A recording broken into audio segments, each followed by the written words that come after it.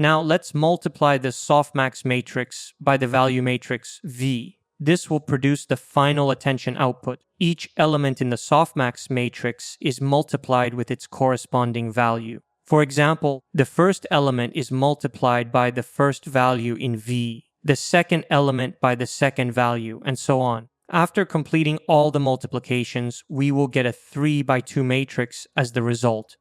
To understand this, consider multiplying 0.36 by 0.6. This represents 36% of the first value for the token, right? Similarly, 40% of the first value corresponds to I, and 24% corresponds to a poem. Adding these together gives the self-attention score for the first token. The same process is repeated for all remaining tokens to calculate their self-attention scores. The self-attention mechanism determines the importance of each token in the sequence.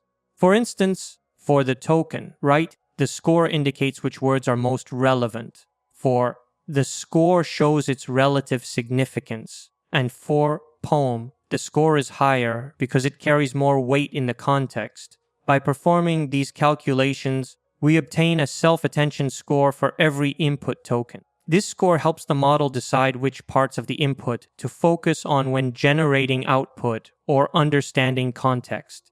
Tokens with higher scores are more important, while those with lower scores have less influence. In this way, self-attention identifies keywords and their relationships within the sentence, allowing the model to focus on the most meaningful information. I hope this explanation clarifies how the self-attention process works.